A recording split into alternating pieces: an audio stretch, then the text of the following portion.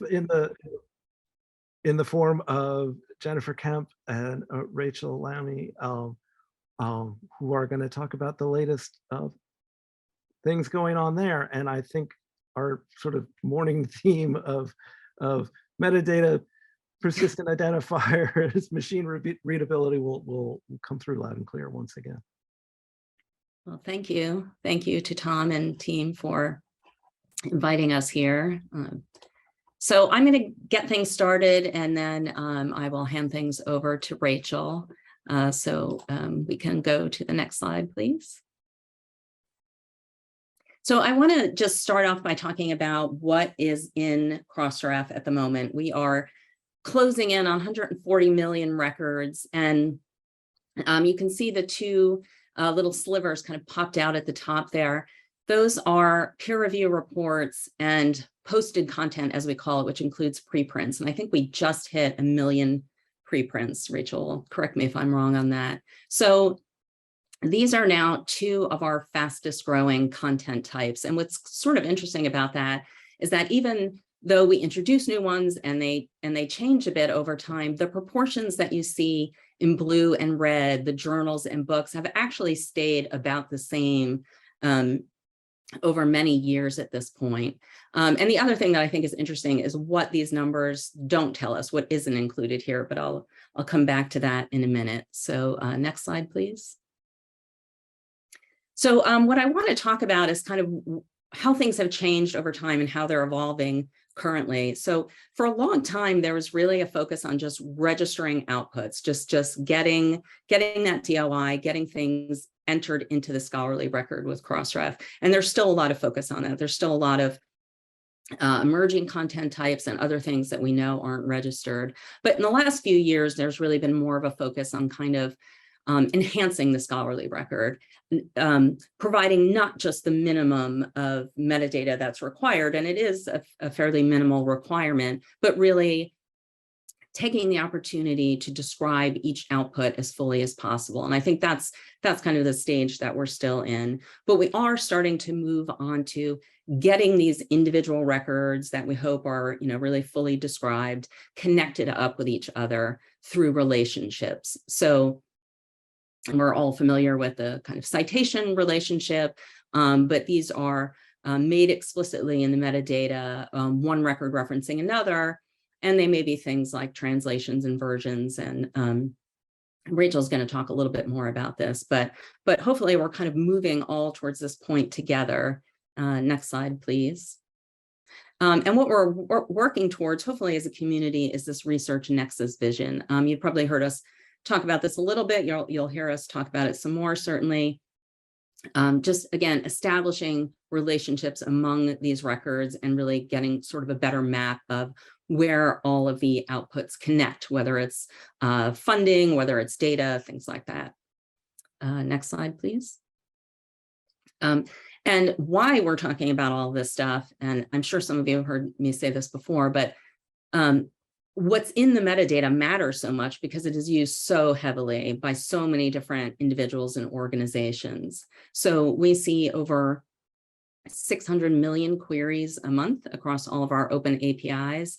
And it's used by individuals, by researchers. It's used by some folks who are doing kind of a limited time project. It's used by many, many others on an ongoing basis. So hosting content, of course, is very relevant to this group. Many of you will know, of course, that libraries use this information, but there's just so many different kind of systems and services that pull in this information, whether it is full or not, whether it is accurate or not. It gets propagated throughout the whole research ecosystem in ways that are sometimes surprising. And so what you see kind of on the inner wheel here are different kind of high-level use cases. And the only one I want to point out here is the search and discovery on the left, because Crossdraft has so many records. I think it does sometimes surprise people that it is often used as a discovery database to sort of find out what's been published. Next slide, please. So I thought it would be useful to share what are the things that we get asked about all the time by these users of the metadata. So references, abstracts. And somebody mentioned in one of the sessions on Tuesday asking about whether they can include abstracts in multiple languages, on the platform. So I want to mention that that can be submitted to Crossref as well. So if you have abstracts in multiple languages, you can send them all to us. License information, funding information, and affiliations are very important to users, specifically of all contributors. So not just the first and last author, not just the corresponding author. And if you're not already looking at the research organization registry, please do take a look at that. That would be a great next step. Next slide, please. And I also want to talk about kind of record types. So going back to the numbers slide that I shared and what's missing, we do know that there's definitely more published corrections and retractions, for example, than we see in the Crossdraft metadata. And this is true whether you use the Crossmark widget or not. Book chapters. So to the point about affiliations, if you're publishing edited or contributed volumes, but you're not registering book chapters, then there's probably a good chance that you don't have all contributors reflected in your metadata. And I do want to mention that funders are members of Crossdraft as well. They can register grant IDs. So many of you are supplying funding information in your metadata. That's great. We are planning to make including those grant IDs that funders submit an option as well. So stay tuned on that. But really, I think the kind of takeaway on this is to think about what's in your content that may not be reflected in your metadata. So if you are publishing some of these things or thinking about it, but you're not sending that along and not including that in the scholarly record, then that's probably a good place to start thinking about these things. Next slide, please. And I just want to mention the OSTP memo briefly.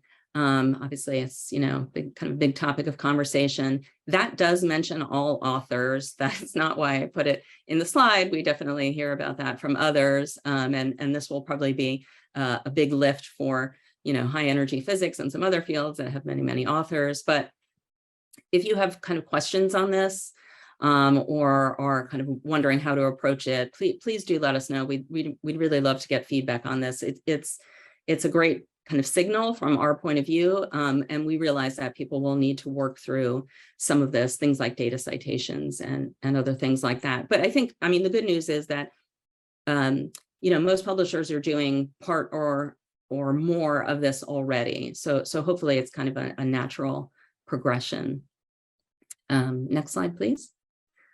And so finally, on membership, we don't want to just talk about what more we want you to send us, but there are other ways to get involved, and we really do want your feedback. So if maybe you've considered yourself or your organization for the board, if not, that's totally fine. But please do vote. If you're a member of Crossdraft, you have a voting member on your staff, even if it's not you. And the election is open for the next few weeks. We are also seeking feedback on some new proposed guidelines on accessibility around Crossdraft DOI links on landing pages. And we are very much looking for feedback on that for the next few weeks. So have a look at that when you can. Let us know if you have any questions on that. And I'm turn things over to Rachel at this point. Thank you. Cool. Thanks, Jennifer. So I wanted to just take a few minutes to drill down into some of the points that Jennifer was making about sort of specific metadata fields and and what that information can help you do. As said, these are certainly in terms of what our members are sending us, and in terms of just our focus at Crossref. We've recently been blogging about the integrity of the scholarly record and how metadata about publications can help support that. But I think Jennifer already mentioned affiliations, corrections, and retractions. So making that information clear and openly available certainly helps people kind of put that interpretive layer over on top of publications, and being able to use the Crossref metadata means that you can do that across, tens of thousands of members as opposed to each publisher at a time. Yep, accessibility. identifying, quantifying errors. So it's not just the quantity of metadata that we received, it's got to be the quality as well, and making sure that, you know, if folks are giving us ROR IDs or ORCID IDs, that information is correct. And also multilingualism. Jennifer talked about that for abstracts. We're looking at increasing the coverage of that across more of our metadata, but also making sure that the user interfaces that we build support internationalization, so that they can be used by more of our global membership. A couple of things to highlight in terms of what our members can do now to start to kind of work towards this. We've mentioned corrections and retractions across this a couple of times. I'm co-chairing a NISO working group, which is looking at how we can, you know, can we as publishers and aggregators and service providers, can we get to a point where we agree on what information about retractions and other updates to a work can be shared consistently, so that for anyone using a piece of research, that they're able to really have confidence that the piece of work that they're looking at, that they have the current status of it, and they're not missing corrections or retractions or other changes that could affect the interpretation or crediting of the work, especially if they want to use that in their own research. We've also got a preprint out where we're thinking about our own take on that, and how we progress things with Crossmark. So I'd encourage you to take a look at both. I know that Ivana's already mentioned ROR IDs. This is something that we always used to collect affiliation information as open text strings. And all of you who work in the information industry know that free text strings have a legacy of issues. So we've certainly seen, since we started to collect ROR IDs in our metadata, we can see just under 30,000, and that's growing really quickly. Nearly 3,000 different RORs registered, so associated with, you know, nearly 3,000 separate organizations. And Jennifer mentioned that funders are registering stuff with us. They're the top of the pile in terms of having grants associated with ROR IDs, but you can see eLife, some university publishers, IUCR, are creeping up the list in terms of registering this. So we think this will be a real area of growth, and it supports things like the workflows that OI Switchboard are keen to kind of to streamline, so that you're not having to send this information to loads of different places to be able to accomplish the same things. I've mentioned a lot of this already. You know, Jennifer pointed out that people, you know, use the Crossref information for discovery to supplement metadata. But I think there is the piece of it whereby the non-bibliographic metadata is stuff that starts to better support the kind of workflows for reporting, both to you as a publisher, but also to funders, to institutions, and to other organizations who are interested. So I think that's really what the push is here, and ROR is a key factor in being able to do that whenever you're trying to track things to the level of a specific agreement or to a specific author. Jennifer also mentioned grants. So we did a recent R&D project to look at the grant identifiers already registered with us and try to link those to funders with a fairly good degree of success. My colleague Dominica, who is a whiz with data analysis, has written it all up in a blog, and our plan is to repeat that and to figure out, I think, sort of behind the scenes in Crossref, are there ways that we can improve the matching that we do in terms of references, links to preprints, links to other works, links to funding. But to make it transparent, both how we're doing that and when we've done that. But again, just to sort of add value to what our members are sending us and what they're trying to do. So I wanted to leave time for questions, but it's always good to kind of come back to this, because you know, a lot of these fields should look really familiar to you in the kind of links that we're trying to make. We want to link out to associated data, protocols, related funding, related articles. We want to show if those are up to date, if there are things that the authors should know about. We want to show reviews of those, if they're related preprints, and then potentially sort of other layers of evaluation or commenting on top of that. So I'd acknowledge, like, this is you know, this is a big old nexus of information, but at the same time, hopefully it reflects to you the kind of things that you're trying to look at within and support within your organizations. And I think our kind of gist is that, you know, if you can reflect these in your metadata, then it'll help it go a bit farther. So that gives a few minutes for questions. And again, you know, feel free to get in touch. We've given a range of options there.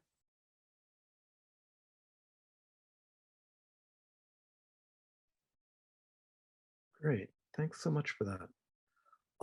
Right now, I'm not seeing questions, but if people do want to follow up later, please, you know, just let us know, and we'll get you hooked up. But thank you so much, Jennifer and Rachel. Cool. Thanks, Tom. Yeah.